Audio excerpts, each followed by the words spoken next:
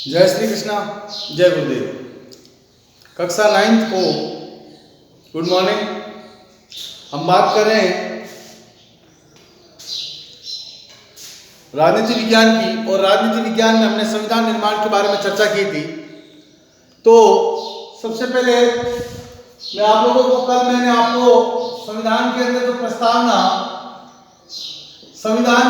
प्रस्तावना थी, इसी प्रस्तावना की चर्चा हम लोग कर रहे थे। और इसके अंदर प्रस्तावना के अंदर हम कल बात कर रहे थे कि प्रस्तावना जो भारतीय संविधान की कुंडली या आत्मा कही जाती है, और इसी प्रस्तावना में भारत के संविधान के संपूर्ण संक्षेप रूप को समझाया गया है। तो हम बात करेंगे संविधान की जो प्रस्तावना है, जो मैंने आप लोगों को बताई थी, इसके अंदर कौन कौन से शब्द लिखे हैं और कौन कौन से शब्दों का क्या क्या अर्थ है। तो हमने कल पढ़ा था। सबसे पहले इसमें लिखा हुआ है हम भारत के लोग भारत को, अर्थात इसका अर्थ ये हुआ कि इस भारत के संविधान का निर्माण जो है भारतीय जनता ने किया है, और भारतीय जनता के द्वारा इस भारतीय संविधान को बनाया गया है। इसके बाद में हमने ये देखा था कि भारत एक प्रभुत्व संपन्न देश है, अर्थात भारत के लोगों ने अपने से जुड़े हर मामले में फैसला लेने का भारतीय लोगों को अधिकार है, अन्य किसी शक्ति को अधिकार नहीं है। इसलिए भारत देश जो है एक संपूर्ण प्रभुत्व संपन्न देश है।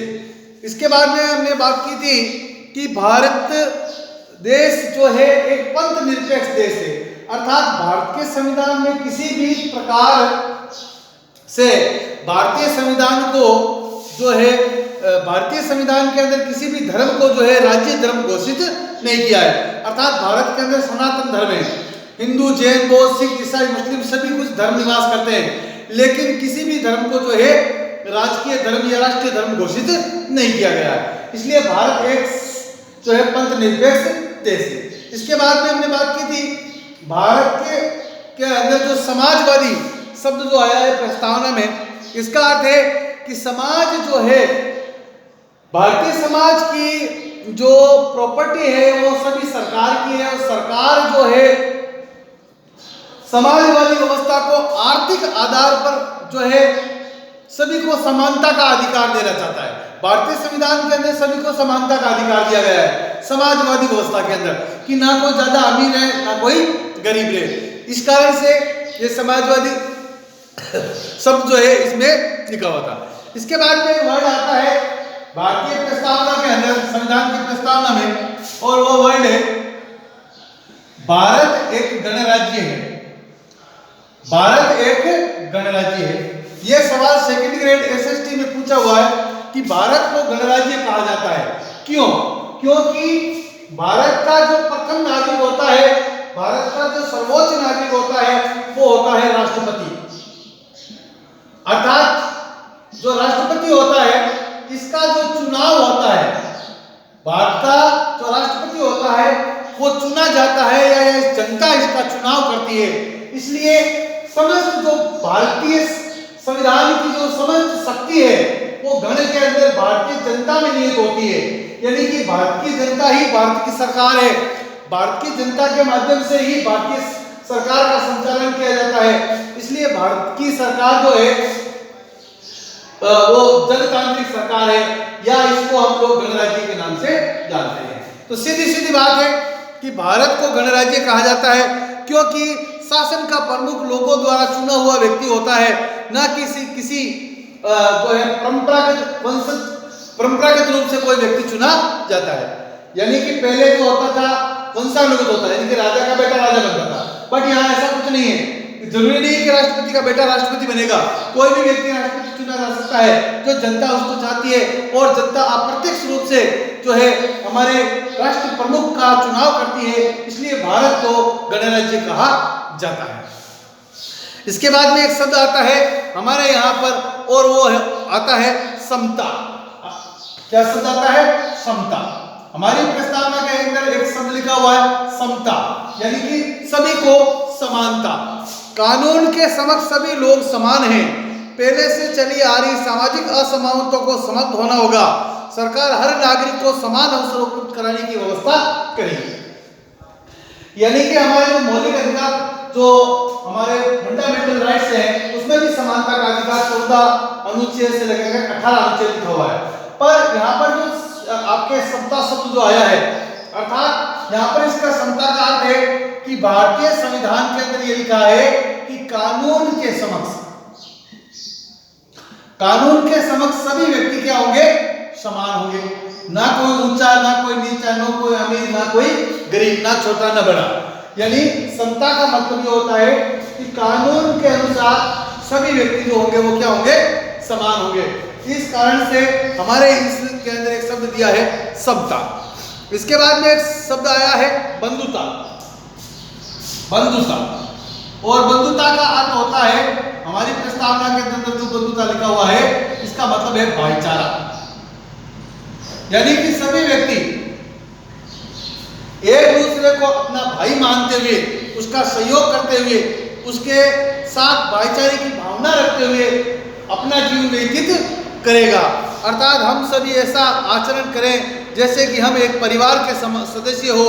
कोई भी नागरिक किसी भी दूसरे नागरिक को अपने से कम तर नहीं माने। अर्थात सभी के साथ भाईचारे की भावना रखते हुए अपना जीवन व्यतीत करना है। किसी को अपने से कम या उसको कमतर न आंकने की कोशिश करेगा, सबको अपने बराबर मानेगा। इसके बाद में एक शब्द आता है न्याय। हमारे भारतीय संविधान की प्रस्तावना में एक शब्द और है न्याय। न्याय मुख्य रूप से कितने प्रकार के होते हैं? न्याय मुख्य रूप से यहाँ पर दिए गए हैं 3 प्रकार के: सामाजिक न्याय, आर्थिक न्याय और राजनीतिक न्याय।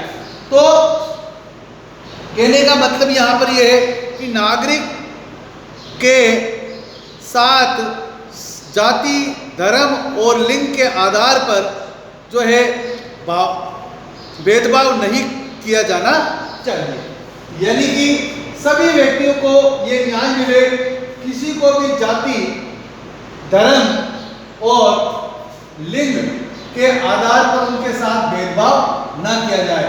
अगर कोई व्यक्ति जाति के आधार पर, धर्म के आधार पर, लिंग वर्ण के आधार पर कोई किसी से भेदभाव करता है तो उसको भारतीय संविधान जो है न्याय देगा। क्या देगा?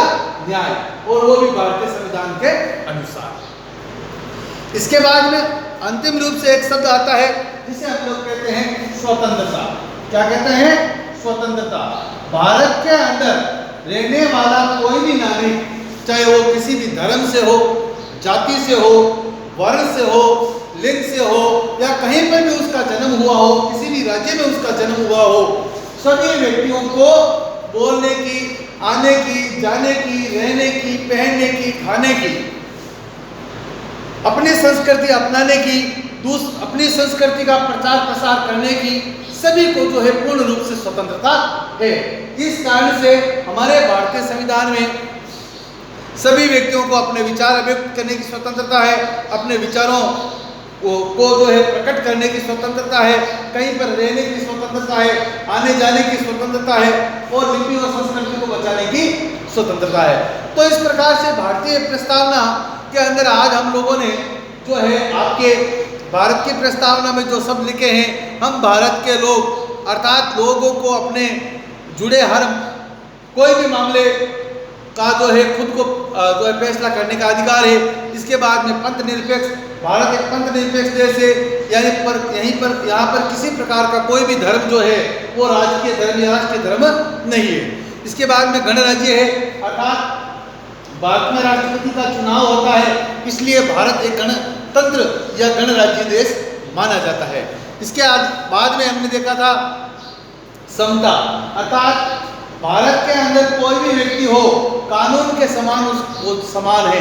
किसी भी वर्ण जाति धर्म का व्यक्ति हो, कानून के समक्ष वो व्यक्ति क्या होता है? समान। बंधुता, अर्थात सभी के साथ भाईचारे की भावना रखते हुए अपना जीवन व्यतीत करना। लोकतंत्रात्मक, सरकार का एक ऐसा स्वरूप जिसमें लोगों को समान राजनीतिक अधिकार प्राप्त किए जाने चाहिए। यानी कि भारत में एक लोकतंत्रात्मक शासन व्यवस्था है, लोकतंत्रात्मक शासन व्यवस्था, अर्थात कहने का मतलब ये है कि भारत जो है सरकार एक ऐसा स्वरूप, भारतीय सरकार का एक ऐसा स्वरूप है जिसमें सभी लोगों को समान राजनीतिक अधिकार प्राप्त करें और अपने जो है सभी प्रकार के शासन का, अपनी सरकार का शासन, सरकार का चुनाव करने की उनको स्वतंत्रता है, वो चुनाव करते हैं और सभी प्रकार से लोगों को जो है लोकतंत्रात्मक व्यवस्थाएं उनको प्राप्त होती है। इस प्रकार से हमारे, और इसके बाद में न्याय की बात हमने की थी। न्याय यानी कि जाति, धर्म और लिंग के आधार पर कोई व्यक्ति किसी के साथ भेदभाव नहीं करेगा। अगर वो करता है तो भारतीय संविधान के अनुसार उनको न्याय दिया जाएगा। इसके बाद में हमने बात की थी स्वतंत्रता की।